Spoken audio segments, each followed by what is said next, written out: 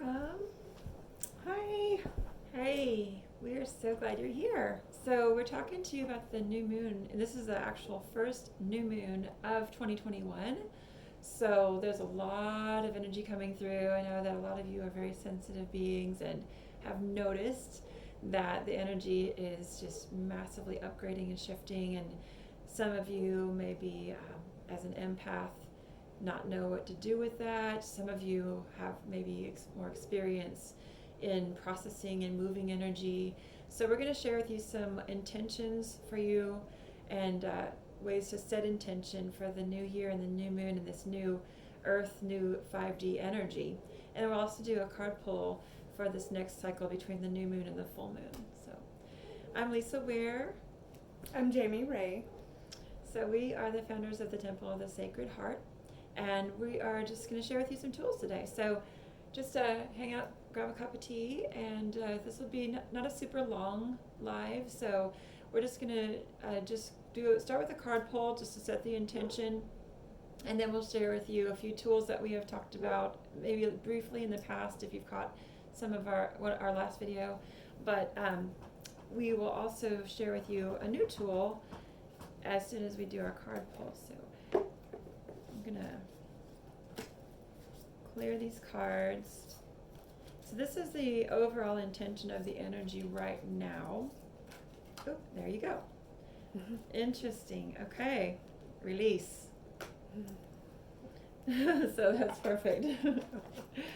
So this one is the release card. It says the autumnal equinox on it. However, that's not necessarily relevant because we're not in the autumnal equinox, but the energy of that is, like the releasing of the leaves, the releasing of anything that's needing to be shed. The snake is the medicine that's happening right now. And so I'll talk to you a little bit about that. Do you want to talk about the release card and share? The surrender, the voidal space, being in the unknown and just surrendering to the process. So release is, oh wait, it would be under autumnal equinox probably. I'm looking in the R's. Oh. So yeah, like when the leaves shed, that is a time, you might have to read that because I cannot see that. That's a time when the trees, obviously, the deciduous trees lose their leaves. So we are in the middle of winter here where we're actually been in that release process for a while. And now it's time to really go into that deep hibernation. Last time we talked about the bear and the hibernation phase. We're fully in that. We're still in that void. So honor yourself by allowing yourself rest, allowing yourself a reprieve from the outside world. If you get bombarded with a lot of energy when you go out, maybe consider ordering your groceries online, maybe combining your tasks so you don't have to go out into the world as much.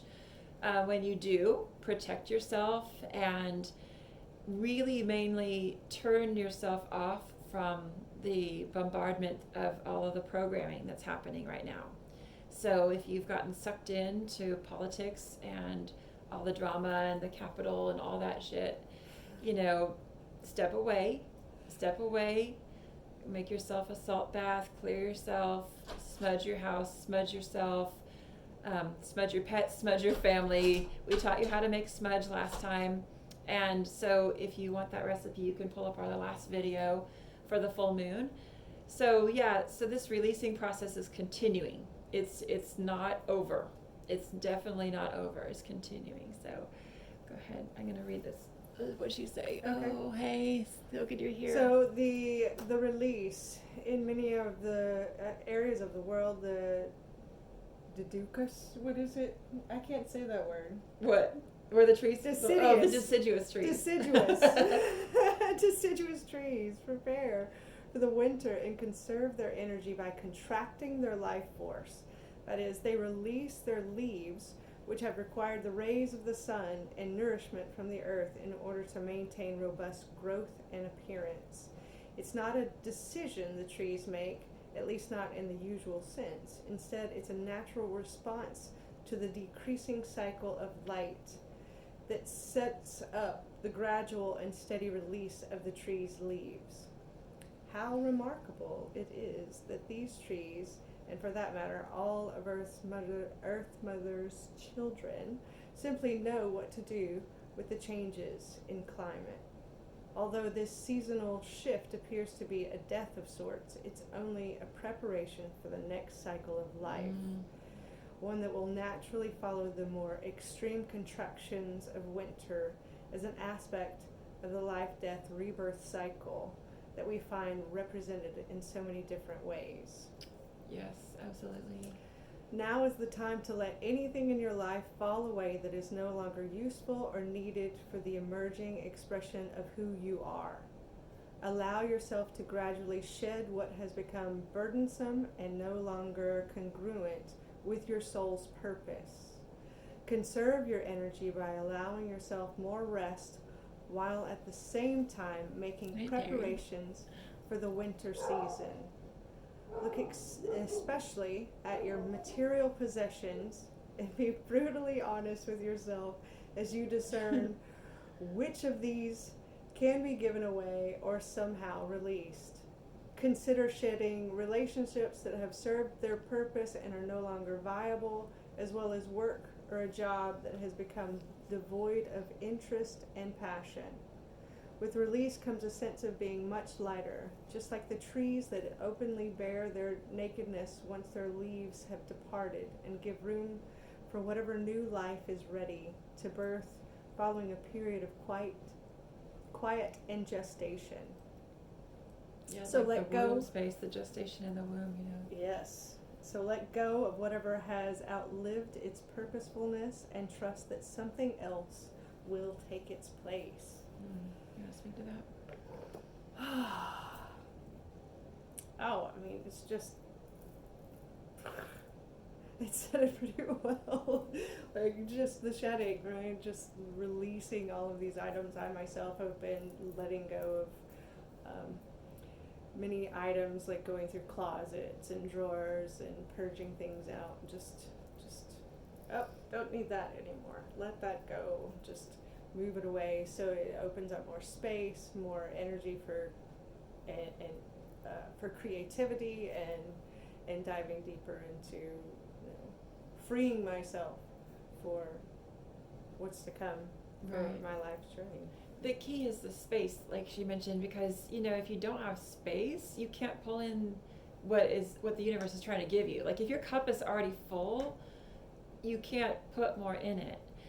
So you have to make room in that space, and part of that making room is stepping into that gestation period and going into the womb, and just like we talked about with the bear, stepping inside and just allowing yourself the opportunity to withdraw.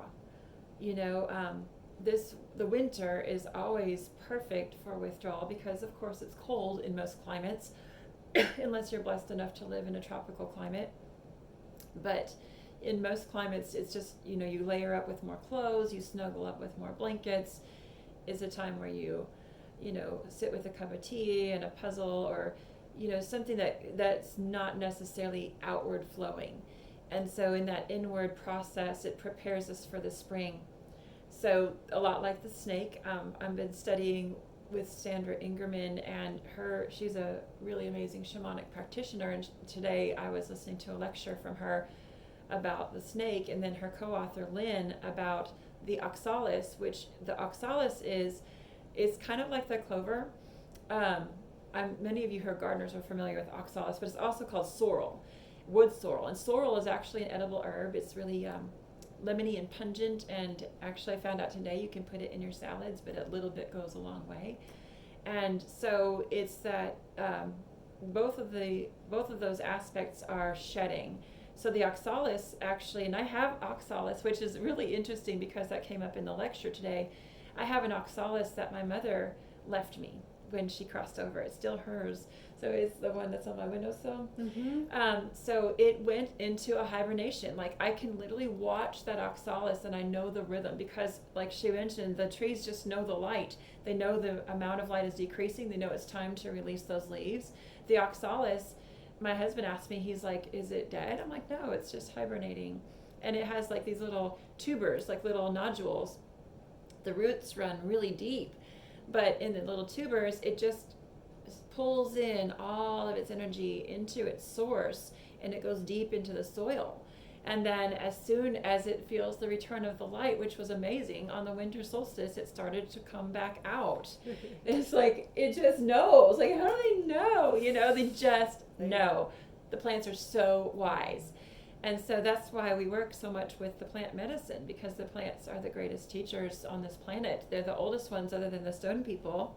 And the stone people are more inanimate than the plants are. The plants are very animate. And so sitting with the oxalis, you'll learn that the cycle of closing up, even when it gets too much light. Like some of you may have the experience where you're just exposed to too much and you just have to close up your little leaves. And the leaves are shaped like hearts. If you can imagine a clover, it's like a large clover, but it's red on the outside and green on the inside. And then it has these tiny little, they call them fairy bells. They're tiny little white flowers that come out of them. And the flowers they're actually really resilient. And some people think of them as weeds. But, you know, anything that's resilient in nature can be considered a weed, right? Because it can be invasive. But oxalis just spread from the tubers, and they just spread underground. But that all happens in the hibernation phase, like where you can't see it happening above ground.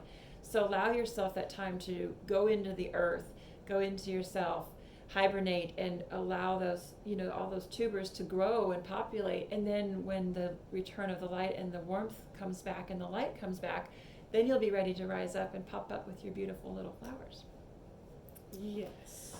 And I want to speak to actually the being, right? So as it was talking about it with the card of how the tree doesn't, it's just being itself in the process. It knows intuitively, like it has that connection. We all have that within us, and just allowing ourselves to just be instead of do.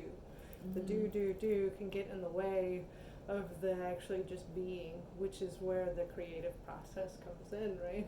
We can really find our gifts and the things that we really truly love to do, where our passions are. So the creativity is so important right now.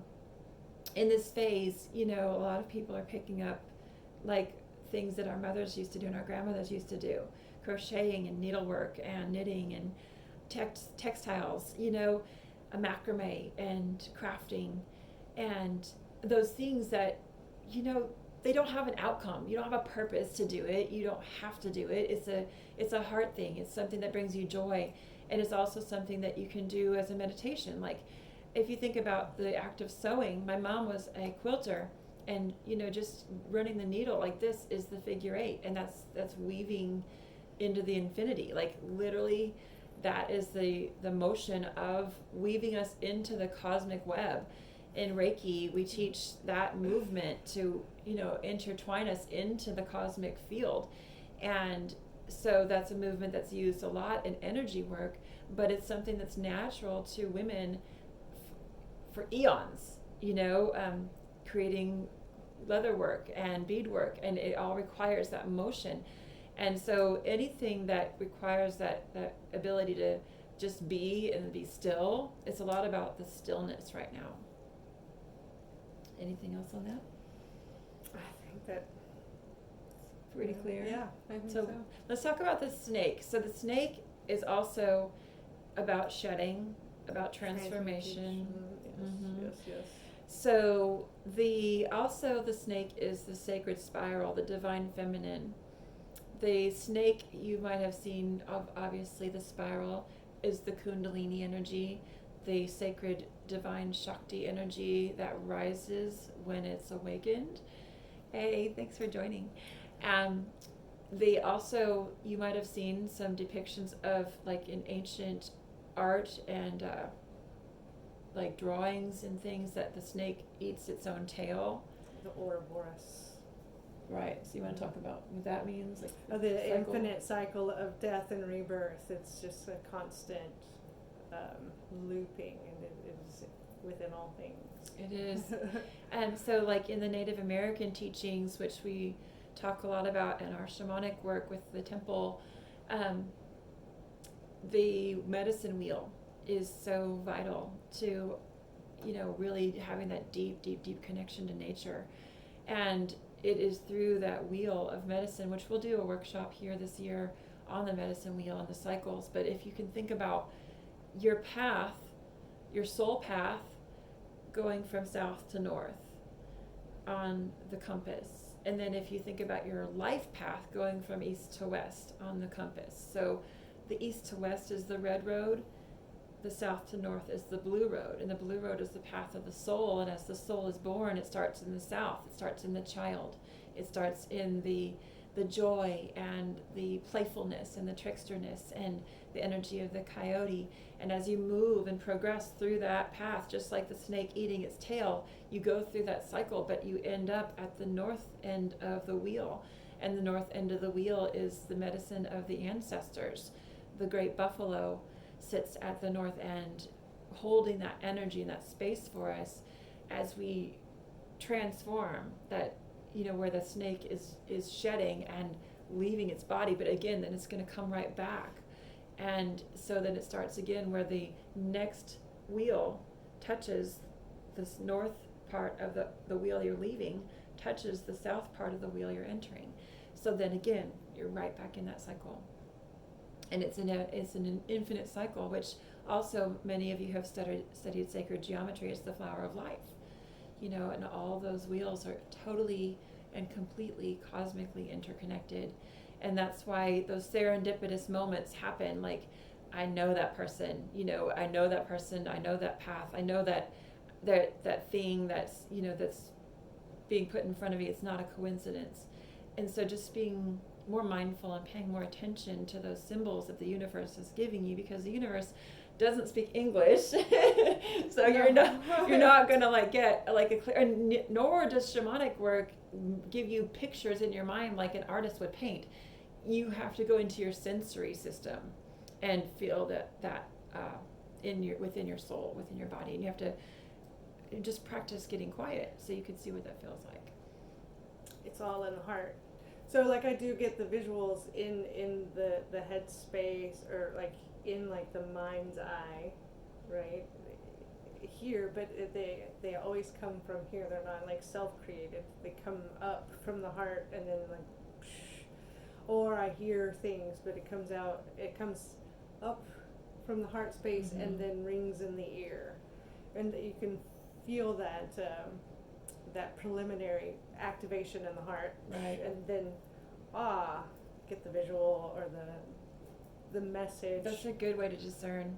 You have to have discernment, because otherwise you're like, am I just making this up? It really does feel that way. Right. And so you have to think, okay, wait, would I normally think that? No, that's not even anything that has even occurred to me. Right. Or and don't think you have to look for visuals or hear audible, like, you're not going to have Moses in the burning bush, probably not, because that was like a biblical, like a massive teaching, right? So that's probably not going to happen.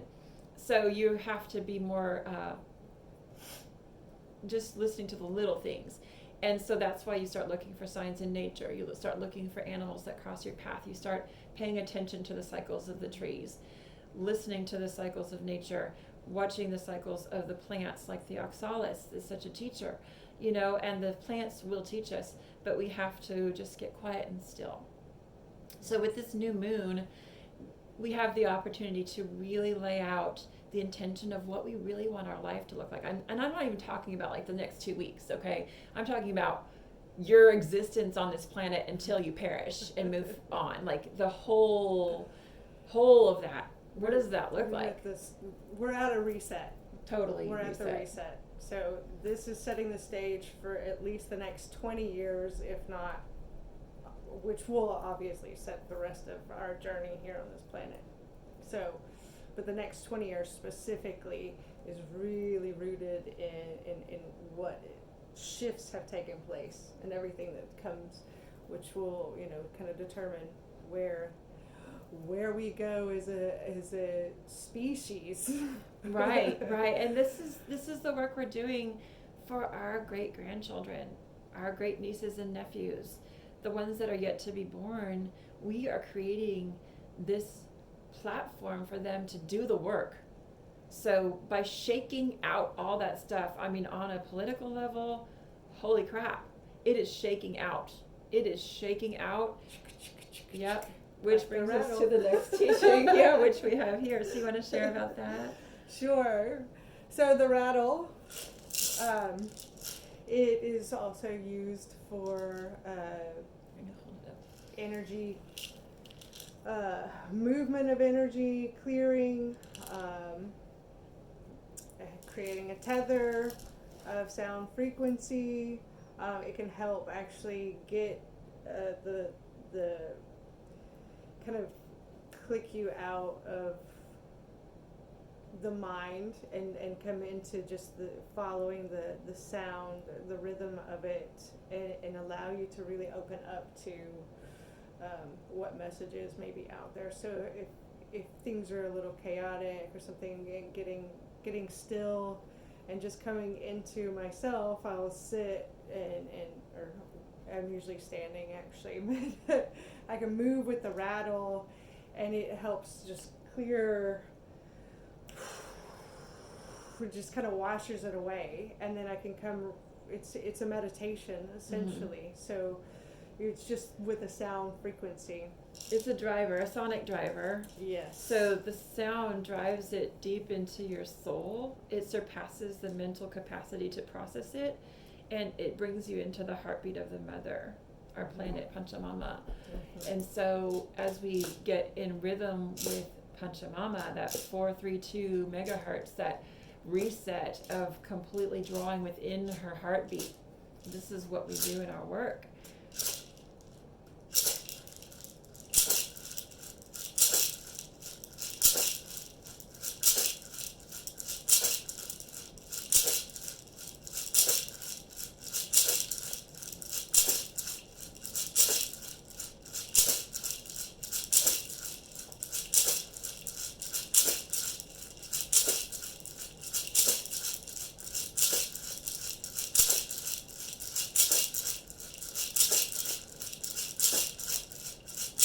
So you can see how a chant would just go right along with that.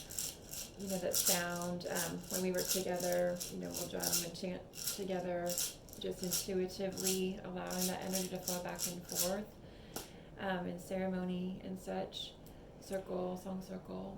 Yeah, you can feel how quickly that just completely shifts everything, and you just kind of come into this. Yeah, you just drop in, and it drops you right into the heart, Yes. our own heart, and then tethering it down into the heart of our mother, Panchamama Gaia, which is why we're here doing this work. You know, we are here working on our own stuff, releasing our own shit, so we can get out of the way. You know, we have to get out of the way so we can be a clear channel. And so that is, you know, our clearest intention to do this work through the temple, to be the clearest channel of divine light, to bring through the energies and transmissions and teachings that source is desiring for us to receive right now on this planet, not only for our own healing, but our own healing is a wonderful byproduct. Our own joy is a wonderful byproduct, but the larger intention is that we're healing the planet.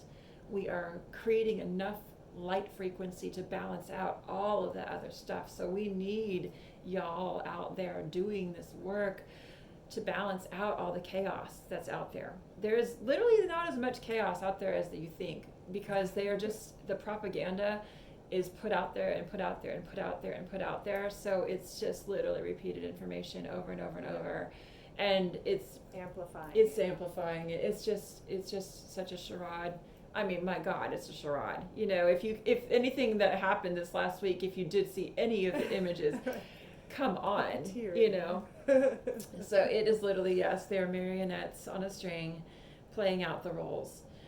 Regardless of who is pulling the strings, they're playing the roles, you know. And so we are here to pull in the truth and to bring in the light and to honor the path of shamanism and Reiki masters and healers.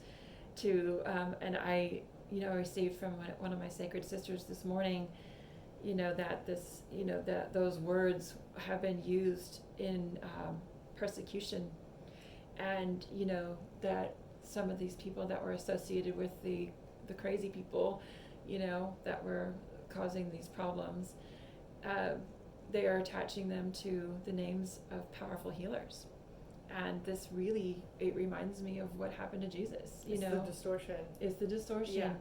Yeah. He came in pure love, the purest form, yet he was persecuted, more than any other human that we've really had written about. Because of his teachings, he walked through the fire, and that was the path. And that is the path of the healer is not an easy path, and it's not going to be all roses. A lot of thorns. There's a lot of thorns. I'm telling you, the rose, she will draw blood, and it's okay, but again, the blood is given back in honor, and it doesn't have to be like it did in battle for all the eons where you actually literally had to give your life. Many of us were warriors in previous lives, and we did have to do that, but that doesn't have to happen this time. It doesn't have to be that severe. Like, we can learn the lesson, receive a prick from the rose, give the drop of blood, honor that, even with our own moon phase as women, releasing the blood and releasing it to the earth and allowing that shedding and that releasing again, that release cycle in the feminine nature is innate. And it loops back around every cycle. And and if you're in touch with your own body, you'll know that cycle. And my cycle personally is attached directly to the moon phases, directly to the equinoxes and the solstices. And when the energy is shifting like that, it just the blood cycle comes. And so, you can honor that instead of thinking about it as an inconvenience. Think about it for what it really is, that shedding, that releasing. And then again, you have the rebirth, So we'll do one more card pull as we close. And this one is a soul coaching. You want to do this one? Sure.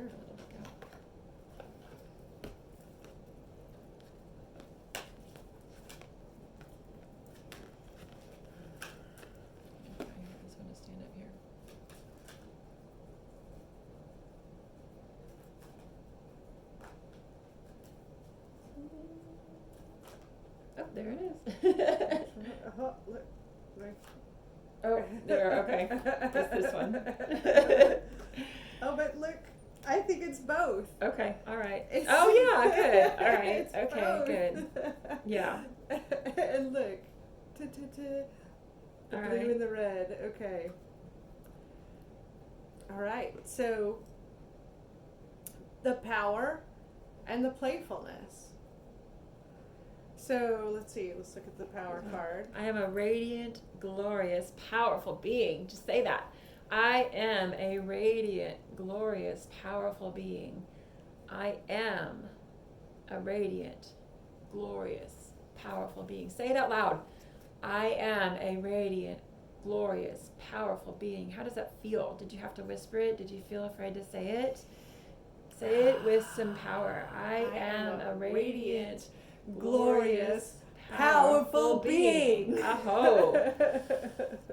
Sometimes it's hard, even though that's our truth, right? It's hard to say it. And like, you might be in an office where you're watching this and you're like, oh my God, someone's going to hear me say that, so you are a radiant, glorious, powerful being. Claim it and say it. And then you empower others as well, because if somebody hears you saying it, then they're like, it's permissioning. You permission self, you actually permission other, and so on, because the endless loop, right? The butterfly effect. So, power, card meaning, express your strength with grace and take back your power. It's safe to own your gifts, accept that within you is a place of divine strength and inner ability. Your soul wants you to know. This card appears when you're ready to stand in your power. If you've lost or given away your authority to someone or something else, it's now time to reclaim it. If you're holding on to limiting beliefs, or if you're afraid to being shunned, judged, or ostracized, it's time to let go of those limitations. Release any fear of misusing your power. True strength doesn't dominate or manipulate. It's a gift from the Creator that dwells within you. You have the spiritual power that's born of sacred love, wisdom, and grace. This ability can heal others and bring light into the darkness. Oh, so what are the keywords for this one? What is it? Oh, is that the affirmation? I am a radiant, glorious, powerful being. Love it. Beautiful. So the opposite and counterpart to that is playfulness, which is a perfect complement because it doesn't always have to be so dang serious. Like we're like, oh, we're gonna go, change the world, and it seems so intense and freaking hardcore, but it doesn't. That balance of playfulness has to happen. I love the fairy energy, and that's my playfulness. That's my permission to play. My spirit animal are the dolphins, is one of the many, but the dolphin always requires me to play whenever I do shamanic work.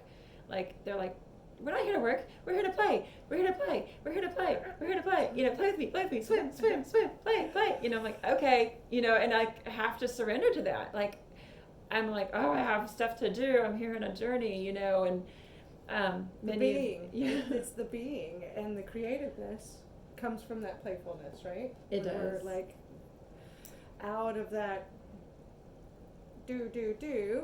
We can be in that just be playful. Yes. So this one actually has like a sandcastle. Just building a sandcastle. Something fun, like we were talking about, the creativity. Allow your inner child to play today. Enjoy yourself and have fun. Embrace your innocence.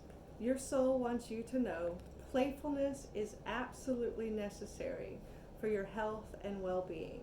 It's as important as the food you eat and the thoughts you think. It is. If your responsibilities and hard work have made this a low priority for you, it's time to have some fun. Give yourself a break and nurture your spirit by doing something madcap or just plain silly. Listen to music and dance by yourself with glee. Make silly faces. Invite friends over for an afternoon tea party. Or go for a drive with no destination, just for the fun of it. So the affirmation? My joy is the greatest gift that I give to others. Okay, so let's say that one. My joy is the greatest gift that I give to others. My joy is the greatest gift that I give to others. All right, one more time. My joy is the greatest gift that I give to others. It's literally a gift you give yourself, because joy is the highest frequency. If any of you have studied the law of attraction, joy and appreciation are at the very top of the emotional guidance scale. You can go on Pinterest and Google the emotional guidance scale of the law of attraction and see where you are on that calibration. It's literally like a barometer of your emotions. And you might be stuck in frustration or irritation, anger. You might be even in a lower vibration. You might be somewhere in the middle, And so to get yourself into that place of joy, what is that? What is that? And I ask a lot of the girls on my calls when I coach them from my Yoga for Love online training programs, when my coaches and I are on the call, one of the questions I ask them is, what brings you the greatest joy? How can we support you in that? And so what brings you the greatest joy? What is that? What does that feel like? Not what does it sound like? How can I write it out? What does that feel like? What gives you that feeling in that heart space? In the high heart, like coming up. Again, the turtle has to do with the high heart. There's a tortoise chakra that's between the heart and the throat, the thymus. And this is the center of self-love. And this center is all about, like, yes, the turtle does withdraw, the turtle goes within, the turtle has a safe space always, you know, but the turtle can pop out and swim and play and lay in the sun. And so what brings you that joy, where you feel it up in the high heart and it bubbles up where you can speak it. You know, you might want to swallow it down and, you know, I can't say it, but allow it to bubble up and speak it out loud. It's very important to break through. This is the bottleneck of the chakra system. It's the where things just kind of get stuck as you get up into the third eye and up into the spiritual realms. Beaver realms. dam in here. Yeah, literally. Yeah, and you'll feel it. You're like, oh, you know, and so again, if that feels stuck, you can get your rattle and move the energy, and, you know, use the tools. That's why we're here, to give you more and more tools as you do this work, to give you opportunities to join in with us if you want work with us, coaching you and holding space for you in circle or at a retreat. So if you have any questions on any of the cards, just comment, and, you know, we do read all the comments, and so we will reply to you within a timely manner. Also, we want to share just a few things that we have coming up. So the next event we have is our spring equinox ceremony. We do have a shamanic mastermind training. If you are already in the healing arts and you already have a mastery in some sort of healing, all realms of healing, allopathic or alternative medicine or Ayurvedic or, you know, energy work. But that might be something that you're wanting to dive way deeper in. So to back up, that's starting this month. We're doing a really deep dive year-long training. So there's an application for that, and so the prerequisite is that you do have some sort of mastery level in healing. And so that's on our website, yogaforlove.com/shamanic-mastermind. But the next events that we have coming up are our ceremony circles, the Divine Sight ceremony circles, and then we also have Inner Goddess retreats. So the Divine Sight ceremony circle is coming up on the spring equinox, and this is an in-person event. It takes place in North Texas, and we, again, like we mentioned, we celebrate with our ceremonies on equinoxes and solstices, as close to those 4 markers in the Celtic wheel of the year. And then we have a spring retreat in North Texas at Yoga for Love Inner Goddess Retreats, just south of Dallas, and that's at the end of April, beginning of May. It's the Cosmic Awesomeness. And then we're taking a field trip to the Cosmic Yogi Festival, so that's going to be so much fun. And so that's happening. There's lots of different stay options for that. And then we have our next retreat, which is Hawaii, and that's 5 months from now on the Big Island. And it's we're starting with a sacred plant medicine circle, which is optional if you get there a day early. And then we have a 6-day 5-night retreat on the Big Island in the Kona Cloud Forest on a beautiful sacred property surrounded by bamboos and palms in a sanctuary called B1. And this is actually just just pure magic. So we're really excited about that. We have really super affordable payment plans, and also some stay options that are extremely budget friendly, depending on the lodging that you choose. So you can check that out at yogaforlove.com as well, /retreats. We look forward to seeing you at the next live, and we'll be posting all of the events on our page, Temple of the Sacred Heart. Any final words? Thank you for joining. Thank you for showing up. Yep. You just show up. That's all you gotta do. All you gotta do. Thanks for being here, y'all. We really appreciate you. Love you so much. Namaste.